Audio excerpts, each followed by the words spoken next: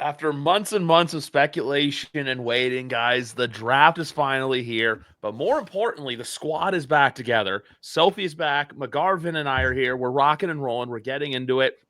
And before we get into anything, I heard a take today about the draft, and I want you guys to basically see what you think.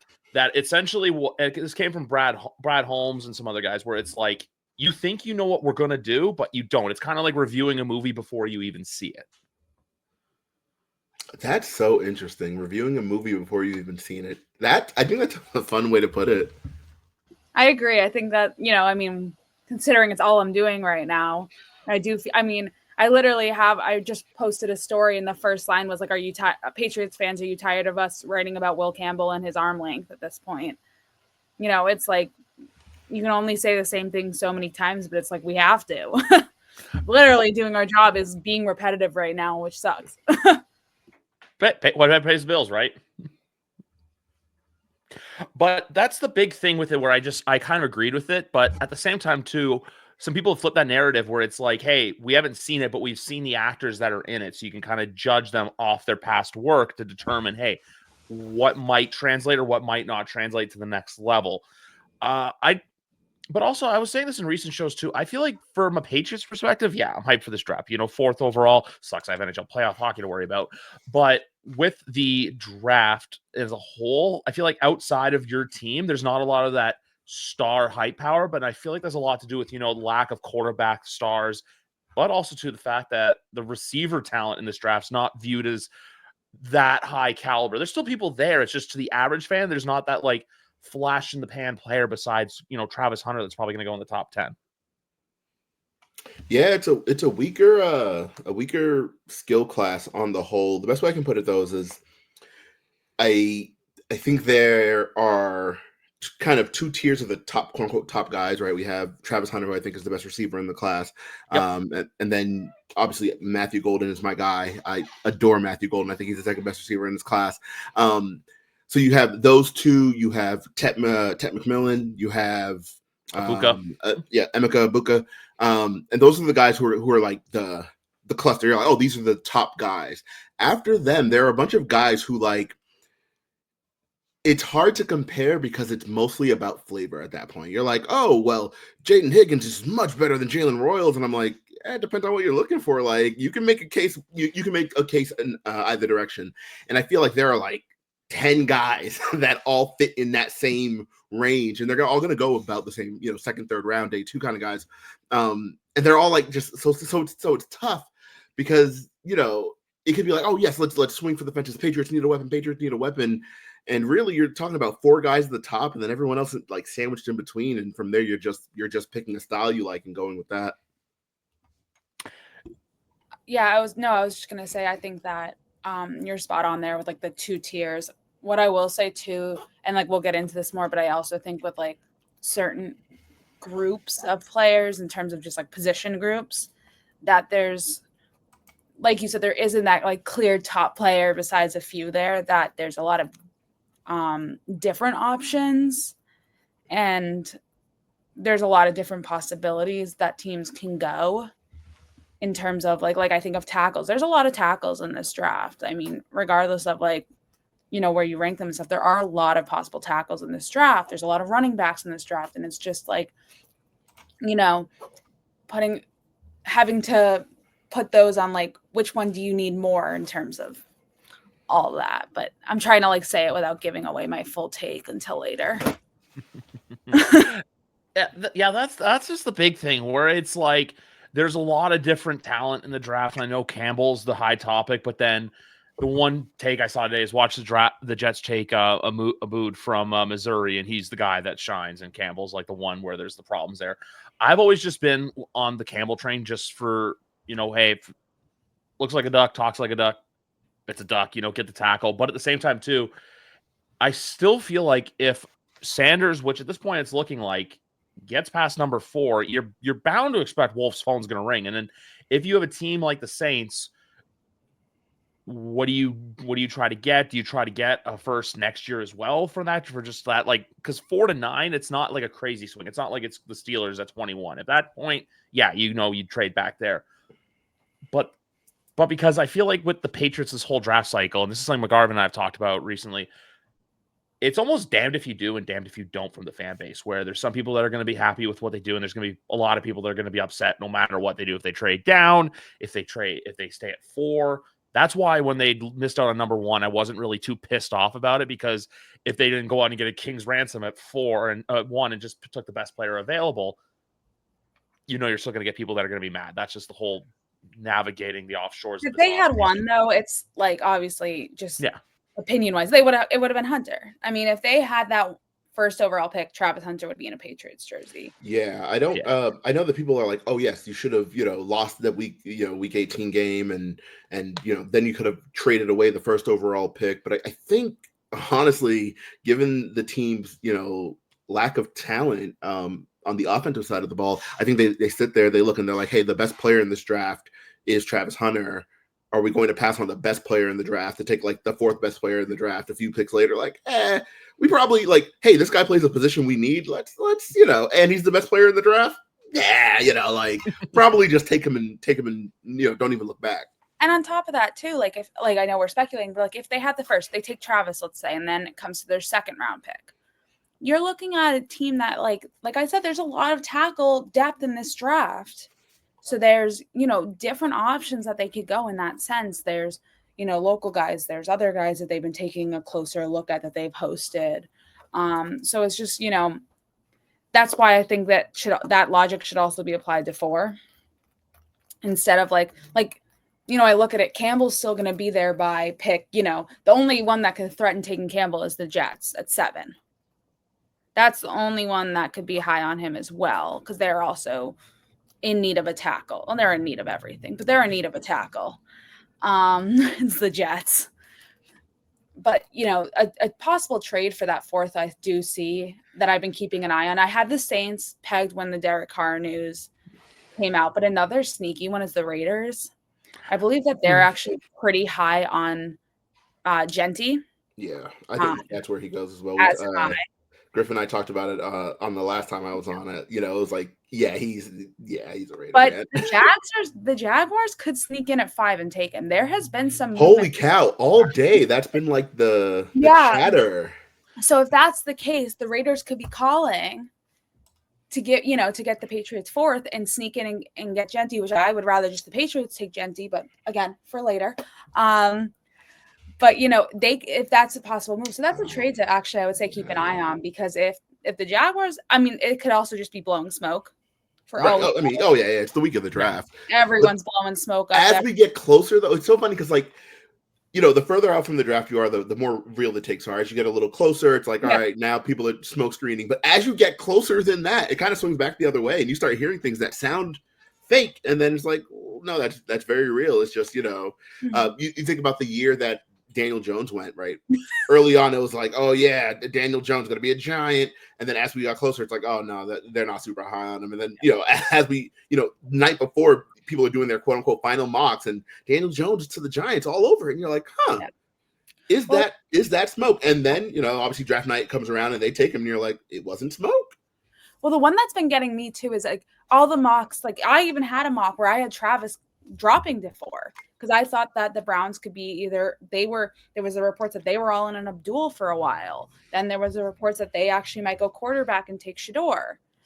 So with that, but then it's coming out that no, the Browns have really been in on Travis. Like I've, it's kind of been like, at least from what I'm understanding with like what I'm reading and stuff, it's that they've been in on Travis since the start.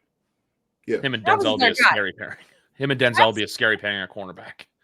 So it's just like, okay, you already had this has been your guy all along, but Mox had him dropping to 4.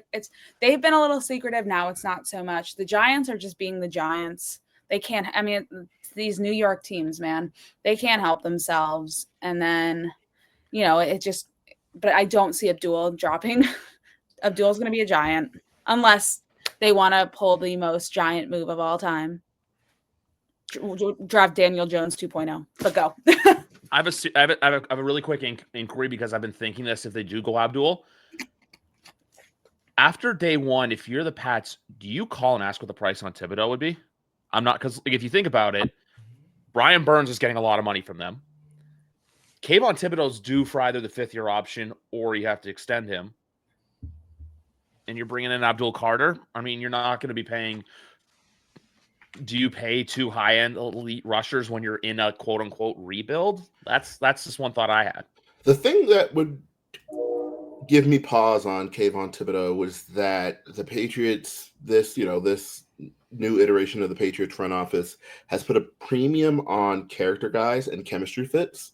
And just from what we've heard and how he presents himself in in speaking situations, Kayvon does not seem like the guy that you're like, oh yeah, bring him in, we're gonna be fine. Like, if everything we've heard on the Giants side is true, and if everything we've heard on the Patriots side is true, as far as wanting to build a room that's full of chemistry and you're trying to build a culture with high character guys.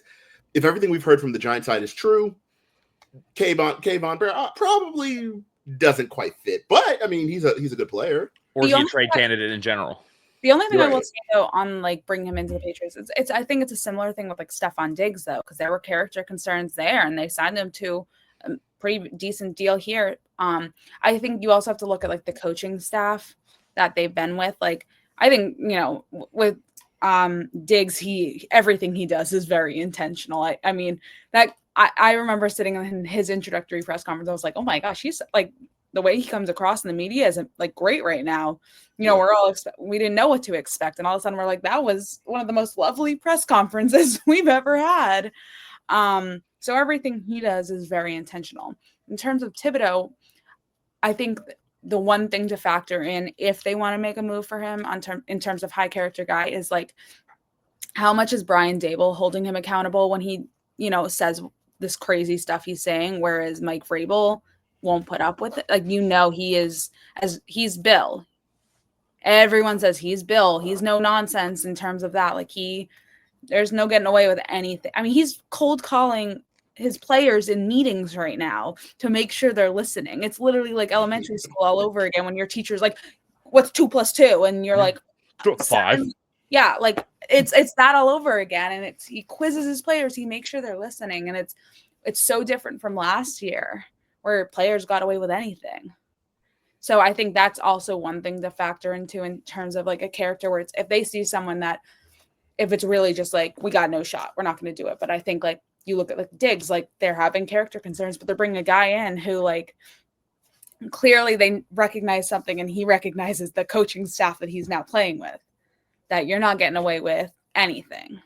Yeah, but I think also when we look at these when we do these quote unquote risk analysis on players that we've heard have character concerns or teams have flagged character, I think cost also has to play a factor, right? Like I think you can take a chance on Stephon Diggs because it'll cost you just money.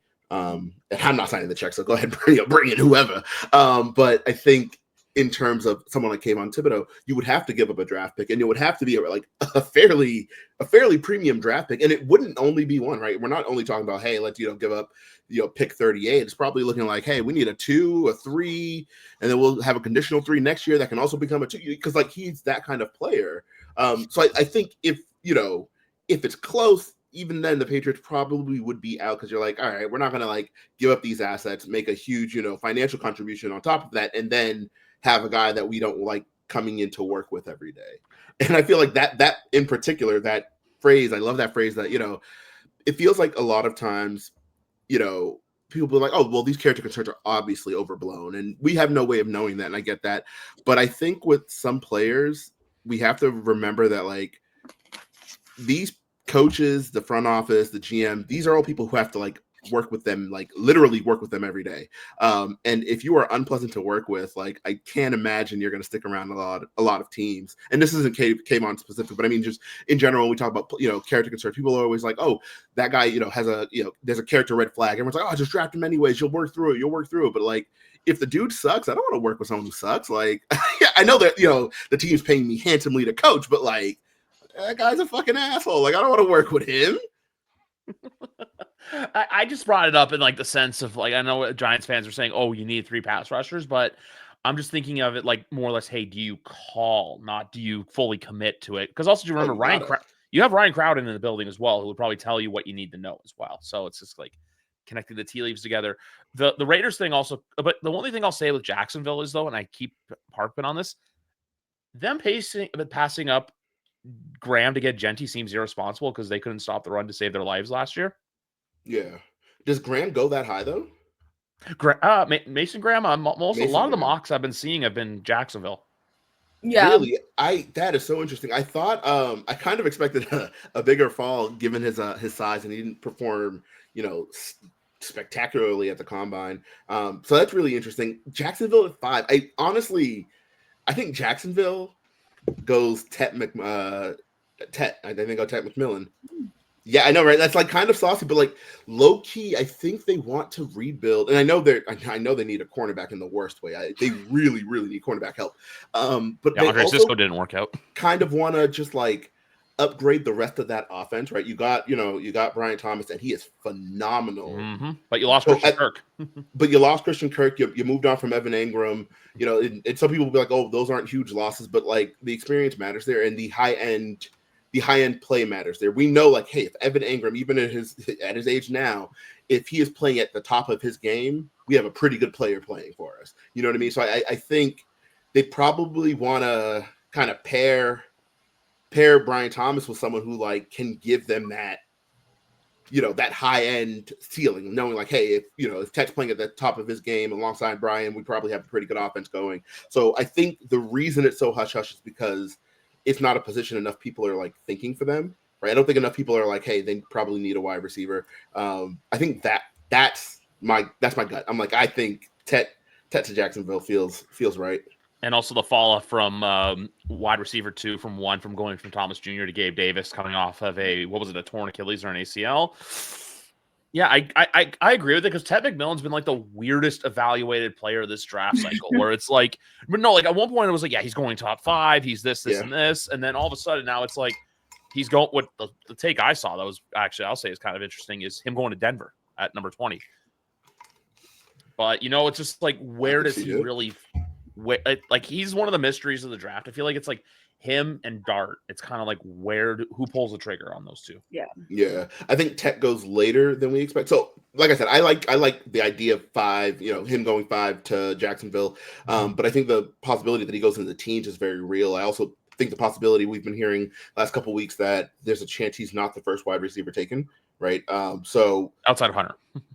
Outside of Hunter, Hunter's in his own category. Like, right? Yeah, right. He's both, but let's clarify for everyone that when we're talking wide receivers, Travis Hunter is just not who we're referencing in this. Right. Because he's just here. Yeah, he's just like up. Like, there's just no way to exactly. I think if we're talking about receivers outside of Travis, because again, he's a corner.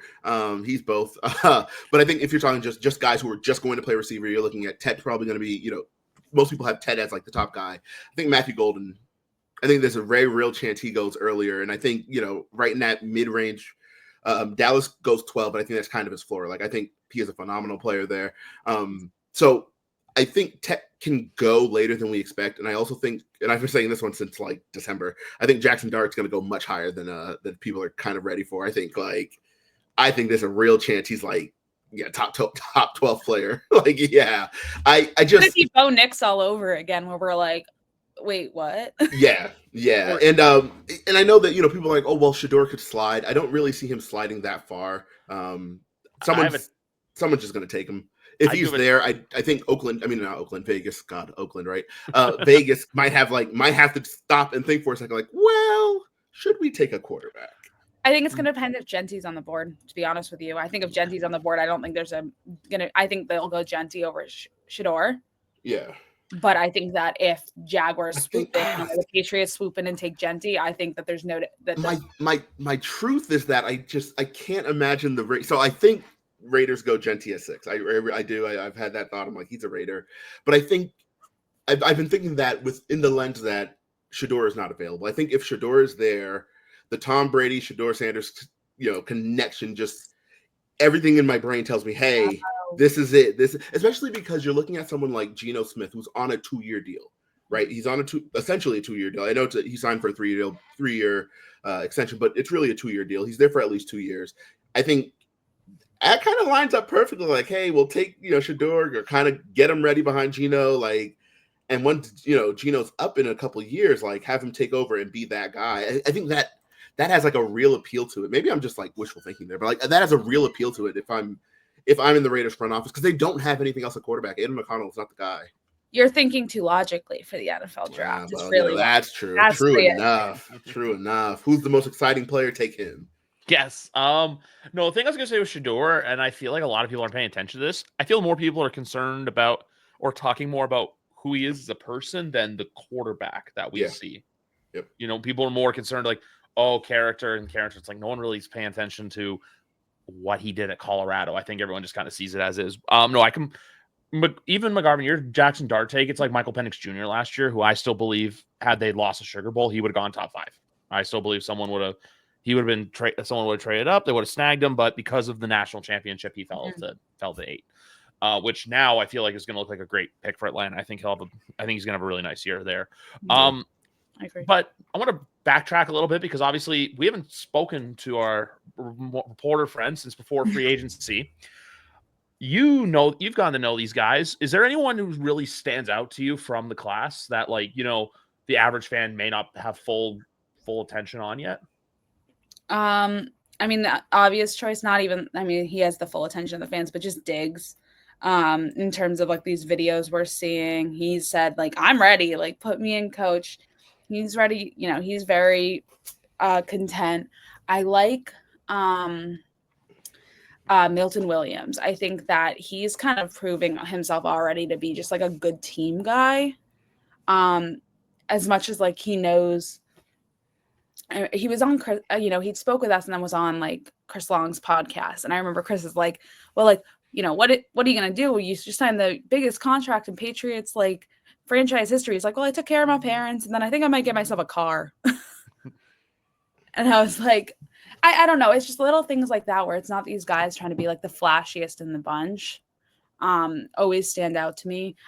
I'm excited to see Carlton Davis and Christian Gonzalez together on defense. And that, to me, I'm just like, I want week 1 here just so I can see them like absolutely dominate back there. Cause I think that the issue last season was like, we saw Christian Gonzalez be Christian Gonzalez last season. And I still don't even think that was his floor at all, because I think that they didn't utilize him the way he should have been utilized. The biggest example is the Rams game when they thought, let's just play him on one side. No, and that was let's play cover 0 and we're going to FAFO. Yeah, but it's like, okay, then they just figured, let's move everyone else to the other side. And we're good now. It was like, they didn't know how to utilize him. But when you have 2 lockdown cornerbacks like that, I just think like Christian Gonzalez is going to be like, oh crap, like we thought he was good. No, he good. Yeah. And so those are probably Milton Williams and Carlton Davis are definitely high on my list. Harold Landry coming back to Vrabel. Just already that connection there is good. I just want to see Matt Collins' pregame fits, to be honest with you. He's going to have like 2 really good games and then everyone's going to be like fall in love with him. It's just going to be like, I think week 4 and week 13. The minute he shows up barefoot in like a costume for week 1, it's over. Like that's he's going to be a fan favorite immediately. It's going to be like Joe Milton again. It's going to be like that like guy that fans just like fall in love with, who isn't like getting the screen time or anything that like you expect. Yeah. That's my take right now on those. The one player for me, honestly, is Robert Spillane. I just feel like it's the mix of just like bad MFer. Like he was put on earth to like play football. It's just like you were sent here to play football. It's kind of like I saw recently a clip from the Monday Night Football, how they used to have the NBC introductions like 20 years ago. I remember watching one, and you just see guys where it's like just head and neck, like the thickest necks you'll ever see from like those early 2000 football players. Where it's just like he's also a player, though. He's also a player. When I talk about not flashy, that's it too. At all. He is like so just like I want. I remember his press conference. All these guys are kind of showing up in their fits, whatever. He looks like he just got off the golf course, but like went to the Patriots pro shop, picked out some stuff, went golfing, and came back. That was like the vibe. It was like the most like dad, like Patriot, like New England dad vibe I've ever seen in my life. of just like, did you know I'm I'm a Patriots fan?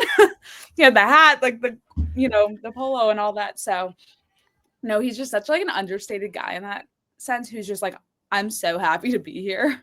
I'm Yeah. so happy to be playing football. And also I have to just give a shout out that his his wife and his baby were at the press conference, and oh my God, cutest baby ever. It was a very, very cute baby. And he put like the jersey on top of the stroller. It was a whole moment. I loved it. I had to give a shout out to that moment. Well, what player would you say that you're most excited to like talk to? Ooh. Because that's the access you'll. So like, press conferences are cool, but like we'll get to watch those. But like, what players are you like most excited to like talk to in the locker room? Like, hey, what is up? Yeah, I think Garrett Bradbury was a great introductory press conference too. He's just a guy who loves football. Matt Collins, obviously, like that guy was freaking hilarious. Just like was like cracking us all up the whole time. But yeah, I think that the linemen are such an underrated group to talk to sometimes, because I feel like outside of like the Patriots, sometimes they don't get like all the it's not all the glory that some of the other positions get. You look at like Demario Douglas or Keishawn Boutte had these huge scrums around their locker after every game, but the linemen, you could typically kind of, besides David Andrews, could kind of get in there and just have like, and they just talk ball. That's what I love about talking to linemen. It's all talking football. It's not, that. So that's why I always kind of go there. And I think Garrett Bradbury is going to be a great one to talk to this season. I always thought with him, if he was going to be a candidate that's, potentially cut, but the more I think about it, the more I think he's our center starting day one, and I completely agree with you where I've been saying with Netflix, I know they're doing quarterback again, but I feel like you need to do lineman, and everyone's going to be like, this is boring, but then yes, that's us. We will just be sitting there like, oh my God, this is the best thing we've ever watched in our entire lives. And everyone's going to be like, what? So give a lineman cast where it's like, here's Landon Dickerson, Penei Sewell, and I don't know, Creed Humphrey. And it's just like the three most. You got to throw Cam in there after. Cam's got to be pretty funny. He learned under Jason Kelsey. I feel like he's got to be, you got to get him on that show, considering. He also got paid very nicely, I think, yesterday or today as well. Today. Penei Sewell would be fantastic. He was on I guess a documentary or some kind of. It was a program. Look at me sounding old as fuck. But it was a program on the television, produced by Tua, just kind of covering the Samoan players in the league. And Penei Sewell was in on it, and it was like pretty in depth, like talking about like his his upbringing and all that. And he's a guy who, if you had a show called Lineman, he would have to be the face of it. He is so funny. He has such good energy, and he's such a chill dude that you're like, dang, bro. He's someone who would absolutely steal the show. This is what I'm saying. Like, it's such an underrated group to talk to, like every time, if you're just like in the locker room and like, honestly, like if I have like, I've walked up to linemen because I've like seen in games and I'm, we'll pick up on something, whether it's like after the game or watching film back, that I'm like a little uncertain about like something that happened where it's like, everyone's saying you missed this block, but it didn't, it didn't seem that way. It seemed like whatever happened, and they will just sit there and they'll be like, yeah, no, like they're not going to throw anyone under the bus like that. And it's nothing like super juicy, but it's like, they'll sit there and actually talk through like what happened in terms of what you saw in film. And they'll either confirm or deny, or be able to like tell you kind of the thought process there, which I think is very cool. And for someone like me, someone like you guys, is very interesting. For 99%, they want to hear what Drake May has to say after a game, after any time. But for us, it's a cool thing that I think is an underrated part of just an underrated group that doesn't get the recognition from the media always, that in terms of talking to, that they should go. I mean, I'm also giving away my secret, so actually don't do that. No one talk to them. Want to know how to become a sportscaster and a great sports journalist? Well, you have to do two things. One, you have to go to UMass, and the other one, too, is talk to the offensive lineman. That was not a shot at you. I'm just saying, I know you're a UMass. I'm sending that. No, I'll send that to UMass. They'll use that in everything now, I'm sure. Yes. One thing I want to say about Drake May, because I saw, I guess NFL Today decided to go, hey, the 3 days in the draft, who went third last year? Drake May. I know we all talk about his Buffalo touchdown to Keishawn Boutte. His first career touchdown in that Houston Texans game. I know we like to forget about that game because they got cooked, but Didn't they? that was a drop in the bucket as well. The touchdown, that one, and then also to the flick of the wrist against Demario Douglas against the Arizona Cardinals. Same thing. Yeah, I see that one. That one just gets forgotten because, like, God, They got cooked. A lot of them do. that was A lot of ass whipping. throws too. But There are so many. I think the reason we talk more about the Buffalo touchdown versus the Texans touchdown is not just because they got cooked, but also because I think in the It was in a Houston prime window. game, huh?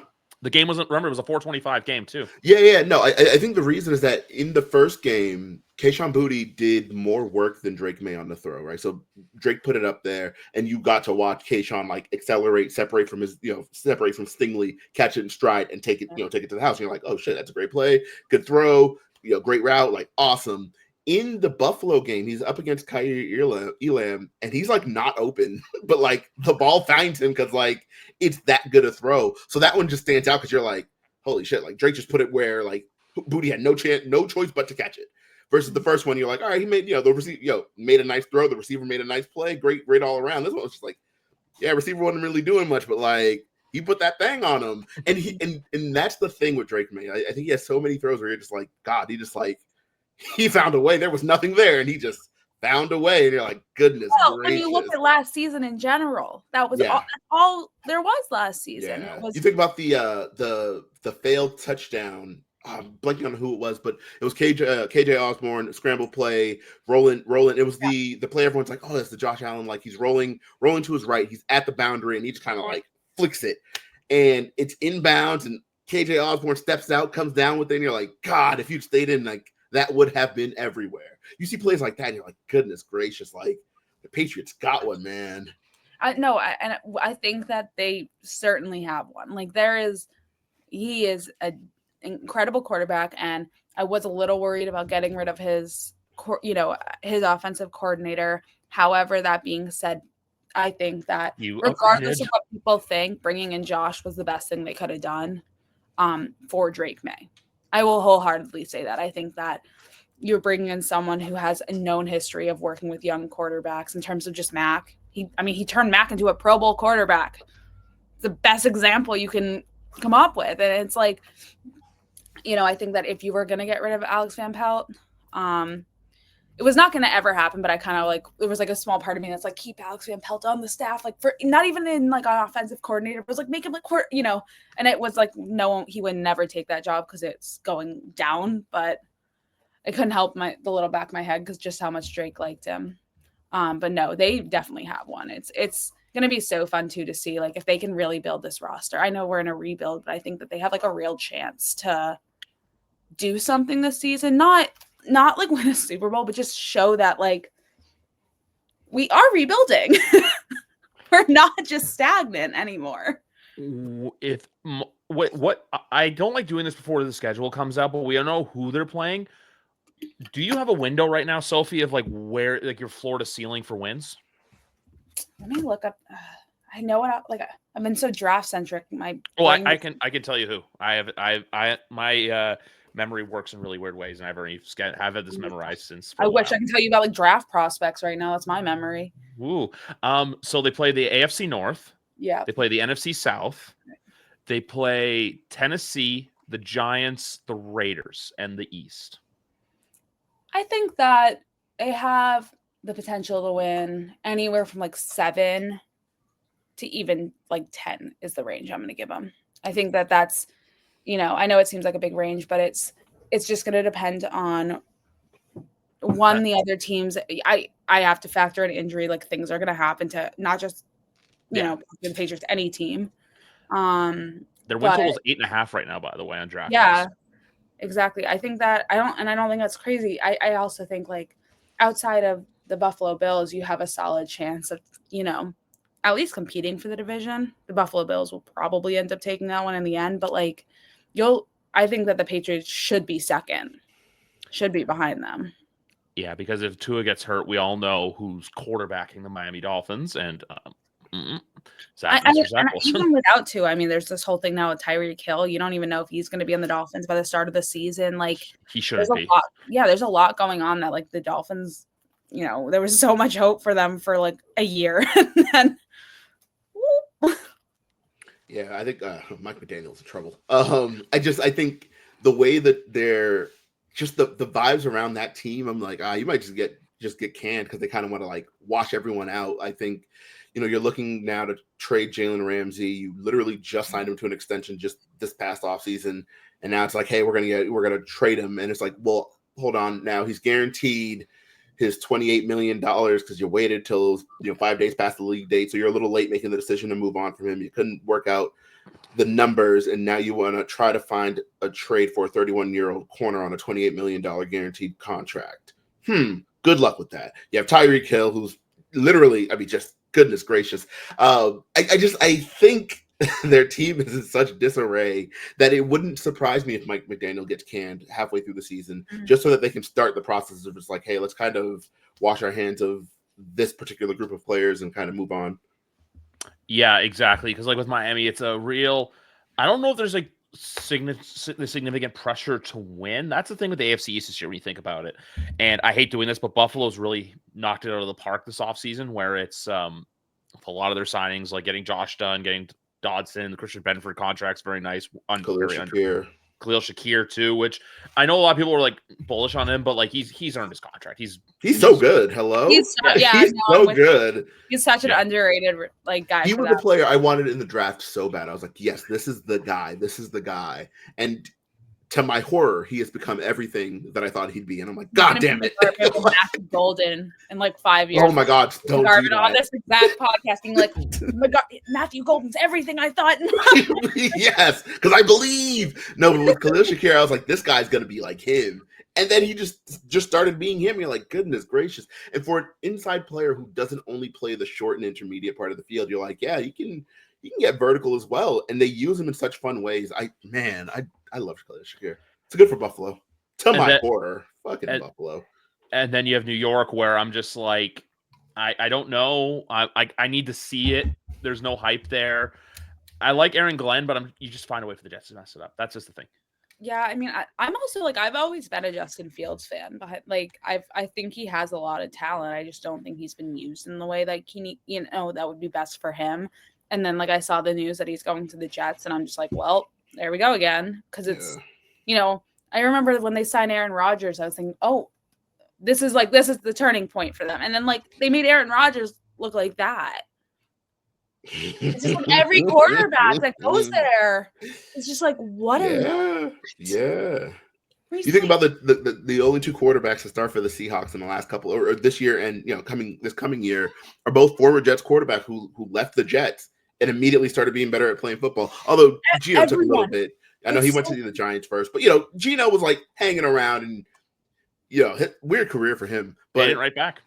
They did not. Sam Darnold left and started playing competent ball. I know he got benched in Carolina, but like I think he's a good player. Carolina. He can kind of play a little. So you're like, all right, like it's the Jets. So I'm also concerned of with what they do with Justin Fields, but at the same time, I really do like Aaron Glenn as well. So I'm going to give them the benefit of like they'll probably be competent as a football team. Parts of it are competent, though. I think that you have to look at the organization as a whole. Oh, well, if we're talking off the field, I think that's going to be a mess. It's going to be a great mess because that's where I think a lot of what's Fields' Madden rating?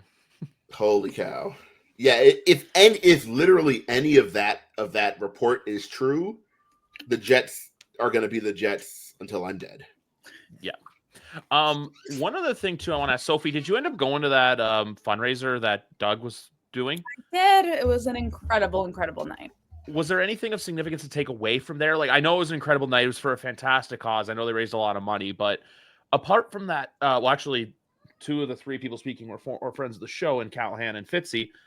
Do we buy any smoke into that AJ Brown report, or is that just him throwing something out there to like get people excited and like get Twitter? No, I mean, I don't think it's like throwing something out there, but I also don't think there's like any chance. I mean, I don't see it happening unless like, it seems very unlikely. I think AJ Brown's also kind of just being AJ Brown and trolling a little bit with the Edelman stuff. Oh, Jersey was so nice though. Yeah, no, I mean, that was hilarious. And it's like, it makes you laugh a little bit, but you're like, no, he's not leaving Philly. I mean, they just won a Super Bowl and now you're asking to leave. That seems a little crazy. So I think it's just like a little bit of, off-season shenanigans there. What was it? The funny part was that so Demario Douglas and David Andrews were both there, which was it was incredible to see David Andrews come to, he's still so immersed in the Patriots and so much love there. I always call that a quiet retirement, by the way. Yeah, no, he's like, I hope that they find, even if it's like in a Matthew Slater-esque role, I think that that's someone that you should get in this building as quickly as you possibly can, even if it's not on the field. But no, I mean, I remember, I think they were like joking around. It's like, they asked like Pop Douglas, like, what does Drake May smell like? And I think he named like a flower. I'm blanking on it right now. And then they asked David Andrews the same question. He goes, I think he smells like money. And the whole place went, I mean, it wasn't like this it was a very big showing for like this, small brewery, but it was like the whole place was like on their feet, jumping up and down when David Andrews said that. David also had a funny quote about like arm length. And it was like, I don't know this is. Yeah. No, it was a great night. They had some funny things to say, raise some great money for Doug, and people can still donate. Alex Francisco, the Patriots, wrote an incredible story on the night, too. And at the bottom of the story, which you should all read, and then the bottom, she had a link to donate. So do that. I will put that in the bio.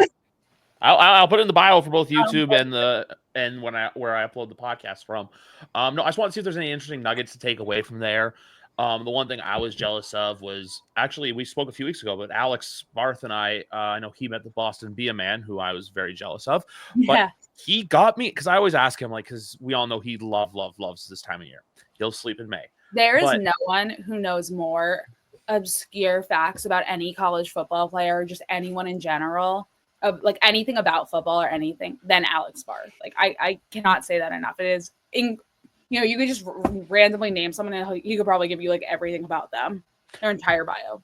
Because he gave me an Alabama player. This is actually where McGarvin comes in, because we all know McGarvin loves the Tide, of a fullback tight end hybrid. Just, it's name based, but also positional based, because I feel like the Patriots using a fullback would be incredible. And that's Robbie Oots from the University of Alabama. There's so many fun, like him and I went over this, but there's so many fun names at the tight end position in this draft class too. Mm-hmm. Which I feel like is a sneaky need for the Patriots. Not a sneaky need, but it's a sneaky, like, good draft stock for the Patriots to get. 110%. They've needed to draft the tight end for like 5 years now. And I know they took Asiasi and Keene, but they've needed to. We'll have week 17 against the Jets, McGarvin. We'll always have that. No, they really just kind of need to stock the cupboard, because right now, they don't have enough youth in the pipeline, right? There's not even anyone on the practice squad that you're like, yes, I feel real good about this young tight end. It's like, all right, we have Jaheim Bell, and that's it. We get Austin Hooper, and we get Hunter Henry. I think high key end of round 3, or when you're getting to that, late in the 3rd into the 4th, I think you really got to consider taking a tight end at that spot. There's a guy out of Georgia, Oscar Delp, I think. I'm not sure. I know his first name's Oscar. And then there's also Gunnar Helm out of Texas as well. I've had him in a lot of mocks going. I think it's with that 4th round pick, the 106. I think I've slotted him in there. I have, with my one dropping tomorrow, I will say I have Notre Dame tight end Mitchell Evans going to the Patriots in the 5th round. You put the words Notre Dame and tight end together, it just sounds like he's going to be a Hall of Famer. There's just certain fits. It's like Wisconsin and offensive lineman. I don't know. I was also like, I have been pretty high on Gunnar Helm too. I think that's a solid option. I was just trying to try and switch it up every once in a while in a mock. You don't want them all to be the same. Isn't it also great going into a draft knowing they don't need a quarterback? It's such a relieving feeling. Yeah, I still think they take one though. That's my concern. I think they're going to spend a pick at the position. That's going to be their second. I think their second to last pick is a perfect spot, because I think you go kicker in the last one and take a quarterback at that second to last pick. I don't really know who what guy you're looking at. That you're like, yeah, I think really the guy that makes a ton of sense is Riley Leonard from Notre Dame. But I think with him, you'd have to spend 5th rounder on him, which is whatever. But like that's the range we're talking where it's like probably not going to get anyone like worth anything else, later than that. I think he's kind of like the bottom of the playable quarterback class. I have two I would like. That's because there's ties to. I don't have a Canadian flag back here, but there's two with Canadian ties. Okay. One whose brother was actually here in 2023 and I think part of 2024, but Curtis Rourke out of Indiana. Nathan's now the starter for the BC Lions. The other is the draft wonder kid who's you bring him in either UDFA or use 238 on him, but he played his college ball about 10 minutes from where I'm currently recording at Wilfrid Laurier University, and that is Taylor Ellis. You take it as the feel-good story because, like I said, the university he went to, I live 10 minutes from their stadium. Yeah. Do not track my address down, people. That's just a thing. But, it's that story where they're with either guy. They're low risk draft picks. I also think you bring in a UDFA, Saturday 6:30. Hey, they're signing this guy. They're bringing this guy in. That's where you flirt with it. So I think 220, 238, it's like building fantasy football. You get your QB2, you get your kicker, and then you go on about your day. So that's the two I would look at. But the other one too is who's the guy from Auburn as well? There's the guy from Auburn, yeah, exactly. That's where I look at with the draft. Just guys that you feel like you can get with with a 200th round pick, where there's not because if they take someone in the 5th or 6th, everyone's gonna have the joke narrative of, oh, is Drake's job in trouble? It's like last year when they took Joe, and everyone was just like, oh, why are they taking 2 quarterbacks? And I'm like, we knew this was gonna happen. Like they needed 2 quarterbacks, maybe that's why. Yeah, maybe they had no one on the roster, and also I say that about Milton too. I don't know how you feel, Sophie, but hey, they got like. At first, I was okay with it. Then I'm like, the return, I don't know, but I feel like it's just more or less they were just like, hey, get out of the building. Yeah, I think that. I mean, I kind of respect them. I do respect them for like being more of a class act in terms of like there was apparently a better offer on the table, but they traded him to Dallas because that's where he wanted to go. I mean, if that's the case, I think yes, you're a business, but if the offer was like a few picks earlier than that one and like a later round, what do you care? And that's where I think that comes into play. But no, I mean, I think that interestingly enough, I think if you held on to him till after the draft, it also could have been an interesting thing to see like who didn't get the quarterback they wanted or, and that could have also upped your draft for next season. But I do agree with you that I think it was just kind of get him out now. Let's get him out before the draft, deal with that, and we're done. And also the nugget from Mike Reese as well, if they wanted him out before OTAs began, I thought was very interesting as well. Yeah, no, agreed. Yeah, because it's one of those things where like he says something, you're like, oh, it's it's legit, and that's not a discredit to any other reporter or my wonderful friend to my right. But like I said, when the person who's been in the building for almost 30 years kind of says something, you listen. No, 110%. I think it's, they'll return people for a while. We're talking like a 3rd rounder. And I'm like, what world are you living in that Patriots are about to get a 3rd round pick for Joe? Like Joe is good. And I think that he has potential to be a He was fine. He was just fine. He had one game. I think that's the issue. It's like, people are like, oh, he was fantastic. And I'm like, relax, he was fine, like chill. I honestly think it's on Kraft when he came out and made that we might have 2 comment. Everyone's like, oh, see, we have 2 franchise quarterbacks, you can trade one for a 3rd, it's gonna be great. And I'm like, that's not gonna happen. Like you're probably gonna get about a 5th back, but everyone was like convinced that like he was like so good and look at his athleticism and all that. I'm like, yeah, but like if you were another team, right, like would you give up a 3rd round pick? No. It's just because you're a Patriots fan, you want them to like really like, get away with one. I had this debate with my dad literally, I think like yesterday, where he was like, because he watched Joe and he was like, I think like he thought it was a good move for the Patriots to trade him. I have to give my dad credit there because he's like, I'm all in on Drake too. But he was like, I think Joe could one day be a starter in this league. I think that he has potential there. And I'm like, I think he's good, but you also have to like put him in the middle of a game when he's going up against like Buffalo's A team. Put him up against, the best defenses in the league and see what happens. Because we're talking about a Buffalo team with their D-string line in, whatever, they're coaching to lose the game to screw over the Patriots draft pick. Like, when you look, I'm not trying to like knock Joe Milton here, but it's just, you can't accurately assess that he was worth a 3rd round pick when you look at who he went up against, and everyone's like, that one preseason game again, D-line of the ABC team was all out. Jalen Carter wasn't playing that night. I mean, it's like things like that where it's like, okay, put him up. Yes, he did so much considering the Patriots offensive line, but Sean McDermott coached the game to lose. Joe Milton does have skill. So when you put him in a position like that, it was kind of certain, like, honestly, when I saw like what was happening early in that game, there was no doubt in my mind. Like, Joe Milton was going to have a good game. He was going to go out, take up the opportunity, run with it, and literally run with it, as we saw with what he can do. But like, no, I think it's just,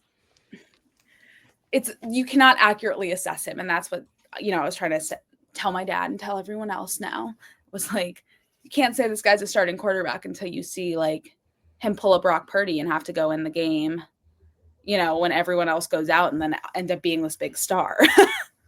Yeah, people, they and I know it caught steam on some of the radio stations after the game. Everyone's like, oh, you could and I know that's the the big reason that like people were like, hey, we can get like a decent pick back for him, but I just don't know that like a 5th round pick matters that much in this upcoming class that you couldn't have held him and tried for next year. But whatever, whatever.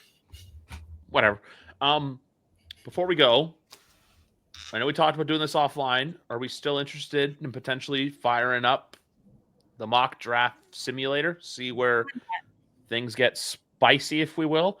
I've never done one. Okay, I'm excited to do one with McGarvin. I feel like this is about to get a little wild. The debates are about to go off right now. So I am off camera. I'm going to do we want to do all 7 rounds, or? Sure. All right, cool. Let's go here. Enter solo draft, because I'm all by myself, but I'm not really, because I got the squad with me. Okay, so Cam Ward, Travis Hunter, Abdul Carter. Okay, there are 3 trade offers. I don't know if you see them. We have New England for San Francisco for pick 4. We would get 11, 43, and 75. Accept, counter, reject. I mean, I think with this mock, we should just do it as if the Patriots have the 4th. I think that seems to be the... Yeah, I don't love trades and mock drafts anyways. They feel a little fan fiction-y, so I'm just like, we'll just make the picks as they come. I know, This is the only one right here, the Chicago one that just came up, 10-39 and a 20-22 6th. That I would consider doing, but that is I know for a fact that's for Chicago coming up to do for Genty. Okay, so who do we go with? Do we go Graham? Do we go Campbell, Genty, Sanders, Maboon? We're going realistic of like what's 99% sure gonna happen. You gotta go with your LSU boy right there. Yeah, it wouldn't have been my pick though. Here I would have gone Armand Membo. Ooh, but McGarvin, Tet McMillan went to the Raiders there at number 6, so your pick is coming to life. McGarvin knows something that we didn't there. No. Matthew Golden at 18. That's so interesting. Josh Simmons is another one. I think he's someone who the only reason he's not getting buzz for top tackles just because he's coming off of that injury. He got injured, obviously this year, so you're unsure of how soon you'll get him on the field and into the program. But I think he's going to be a phenomenal player. 2 trade offers: Jacksonville and Buffalo, 38 and 106. No, we're going to reject that. We're going to reject that. 2nd round pick. Let's see what's available offensively. Number 45 right here, Trey Harris, is a player I know McGarvin also loves. I really like Trey Harris. I am a big Trey fan. Harris? Man, I think you can get him in a 3rd.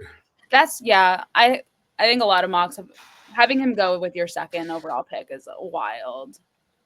Yeah, it's a little strong. I think that, let's see. I think Siobhan Revel, the cornerback out of East Carolina, I think, he's going to be a good player, but not for the Patriots because, they don't need a cornerback. I also think there's a chance he's a safety.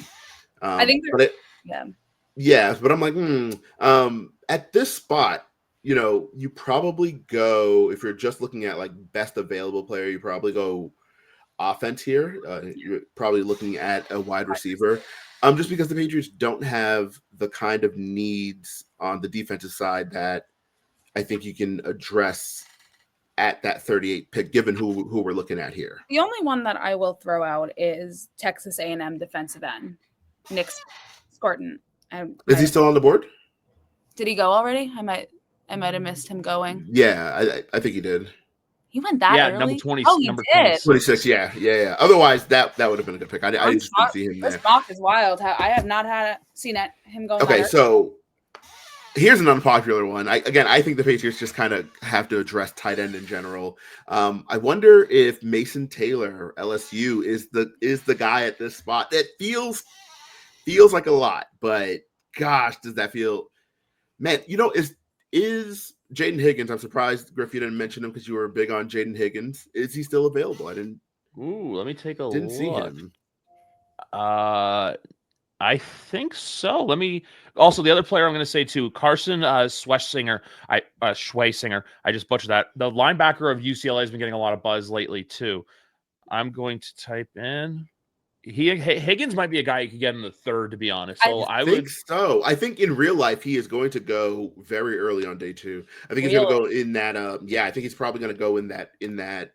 He's going to be the Jalen Polk, where everyone's like, no one kind of expected him to go that high, but no one's all that mad that he went that high because like you can see why he went that high. I think he's someone who like early in that second round he could go, and I don't think you'll be too mad at it. I don't love him as a player. I think he's fine. I just don't. Big receivers who can't get off press irritate me because I'm like, dude, you're massive. Like, let's figure it out. Let's get off press. But when you can't get off a jam at that size, I'm always kind of like, all right, what are we doing here? So for this one, let's go a little crazy. Let's go with your spicy take there, McGarvin, with your tight end.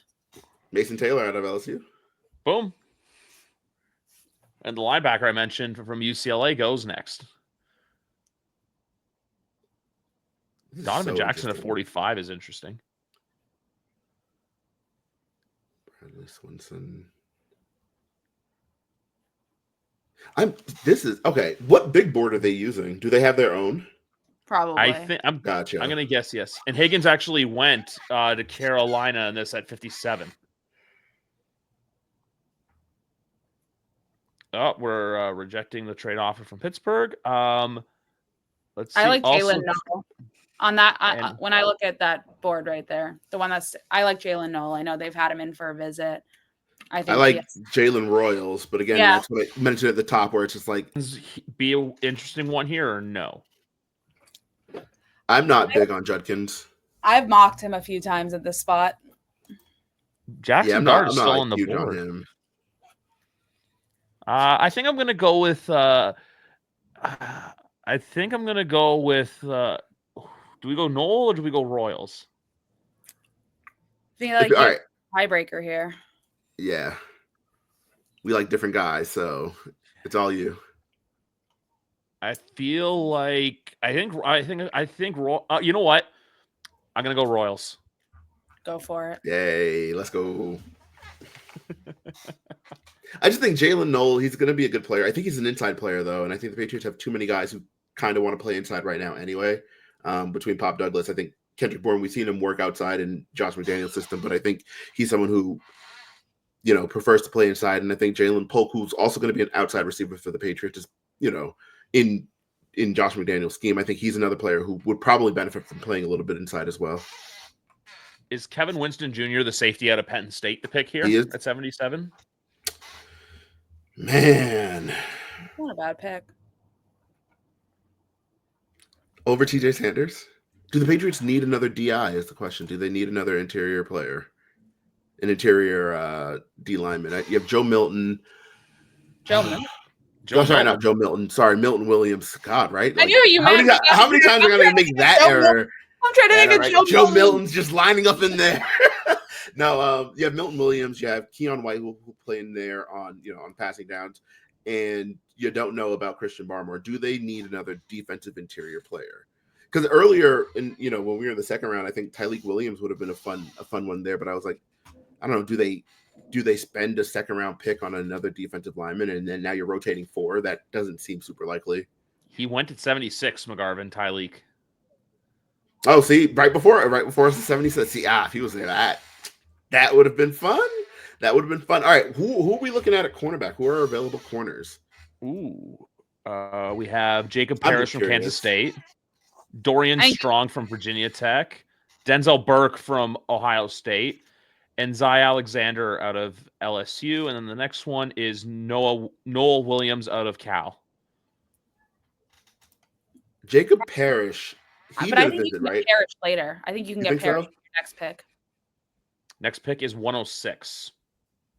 All right, we have 2 in the third. 2. All right, so let's go with a better player here. Who do we have available at guard? Right, we're in the third round. It's probably still too soon. I would take another tackle over a guard right now.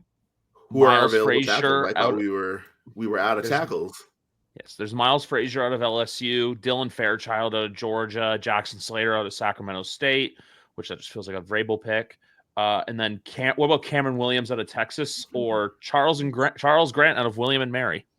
So of those, Cameron Williams is probably the best guy. You know what? With him though, he just looks like a guy who needs a year. And do the Patriots take another guy? To do that though, if you're they already have Caden Wallace, who quote unquote needs a year. So that's why I'm like, do you take another guy who needs another year? I agree that we should take a tackle here. I just don't really know what they're doing with Caden Wallace. They could also go the local guy right there. Ozzy, what's his last name? Ozzy still on there? I was more thinking you also have a UConn guy right there. Oh no, I was thinking of the Chase tackle. I was thinking of the tackle from BC. Boston College, Ozzy Trapillo. Yeah, there we go. What's his last name? But I think he's gone. I'm Trapillo, TRAP. Just do that. There's no way. He's gone. Dang.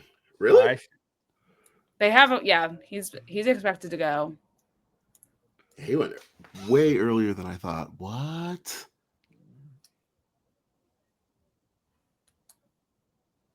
I think we go with I think we go with defense here, and then I think we try to get Chase Lunt at 106. Okay. So where are we looking at defense? I think Sanders. For Sanders. That's true. But I do think you know what? Need. You know what? Sophie said need. I think Kevin Winston Jr. safety out of Penn State. Okay. Oh, Charles Grant literally went the pick afterwards, and then there goes Sanders. Jackson Dart drafted by the Colts, which is a very fun thing to say. Jacob Parrish just went. Yep. Wow, I did not have him going that early. Yeah, I think the corners are going to go early just because there aren't that many. I think there's a huge drop off after day 2, so I'm just like, I think they're kind of just going to get pushed up. Oh, our UConn. No, never mind. Let's go to offensive tackle. Well, Chase Williams went at 104. That's so annoying. And Malachi Moore, but we already took a safety.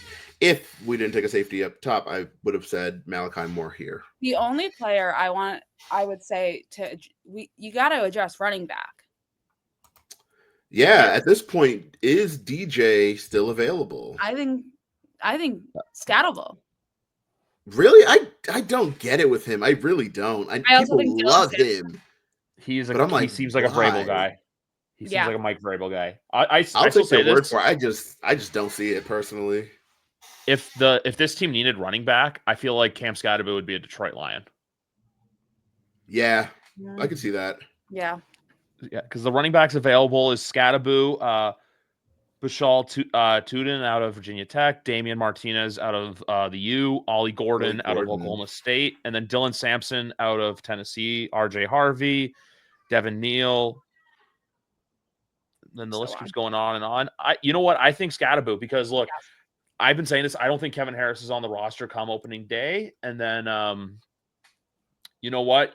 We don't know what's going to happen with Ramondre. So I think if you bring in Scadaboo, especially for those pass catching third down situations, boom. I'm pulling the trigger on that. Sure, I'm not going to argue. I don't get it, but we're talking about a 4th round pick here. Whatever. Yeah. McGarvin's room just like, it's like they take him. McGarvin just walks into Patriot Place. Hey, I don't get it. You do you. Yeah, as long as you're having a good time. Yeah. Hey, y'all good? Y'all good? Sir, how did you get in here? Who are you? Oh, I'm McGarvin. How'd you get past security? I do think the Patriots do trade up from 144, so they're not going like almost 40 picks in between picking someone. I think there's a possibility that even earlier they trade. I could see them trading back into the first. If you want my honest take? I think there's a very strong chance of that. I think here you look. This is where I think you look at guard. I think does this Bryce Kabdoo out of Kansas go here, or do you go with Anthony? You go with another like an Anthony Belton out of NC State, or even Anjani Cornelius out of Oregon, or even here's the fun one. Do you go Seth McLaughlin out of Ohio State at center? I was thinking linebacker. I'm going to be so honest with you. Yeah. I thought we were looking at a linebacker here, and I was like, if Tadai Buchanan is still available, that would be cool. He's right here. He's literally right there. Do it. Just shoot. Yeah, there we go. I did it. Boom. What are we thinking next then? Like, do 171. I think here you have to get, even if it's like a lower name, you have to get another tackle at some point, right? Are there better players available, though? I'm just going to go to the big board. Yeah. There's Jalen Rivers out of Miami. I don't have that pick. I'm unfamiliar with him. It's a 5th round offensive tackle. I don't know anything about him. Oh yeah, I was like, I got nothing. I did it. I think you just have to take the best tackle. Like at that, I think that was like the best call right there. Because I don't think you can escape this draft with just one. Yeah. And now, actually, no, I'll go quarterback for this next. I'll go to quarterback for the next one, and then at 220. I know 220. We'll actually go another skill position, not quarterback. Is Dante Thornton Jr. available? I know people like him. Some people are afraid he's going to be kind of Taekwon-ish. But I think just adding a little bit of no bummer. No. I would go. I'm kind of back on the quarterback thing. I think you go quarterback kicker. I think you take a kicker with that last pick.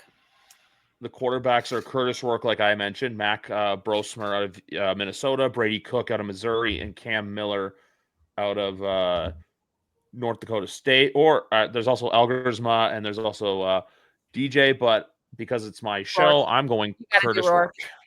I'm with you on Rourke. Yeah, and then kicker here.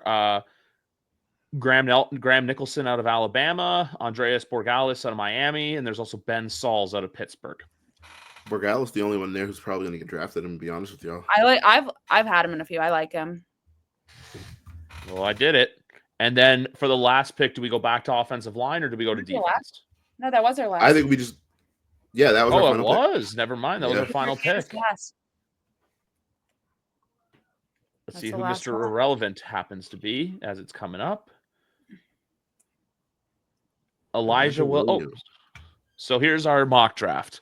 I will download this and send it to you guys, but we have Will Campbell at 4 out of LSU, Mason Taylor out of LSU at 38, Jalen Royals out of Utah State at 69. Nice. Kevin Winston Jr., number 77 out of Penn State, Cam Scadaboo at 106. I love that pick. Tadai Buchanan, the linebacker out of Cal at 144. Jalen Rivers, the offensive tackle out of Miami at 171. 220, we took Curtis Rourke, the quarterback out of Indiana, and Andreas Borgalis, the kicker out of Miami at 238. Can I just say this looks like 3 people did it? Yeah, it's like not a my ton of rhyme or God. reason. It's just like, yeah, we're just vibes. That was a very vibey. Yeah, it's just whatever, I'm man. not mad at it. I just had to say that. I was like internally laughing at that. Oh, that is so He's good. taking Will Campbell and then a tight end with the second round pick. Yeah. Yep. People are gonna look at this and go, "What the hell?" And I'll be like, "Hey, it was a collaborative effort by three great football minds. What can we say?" Three great football minds with very differing opinions. I think. Yeah, very different take on kind of players they like. Yeah. Have you ever wanted to see a mock draft with vibes involved? Well, look at this.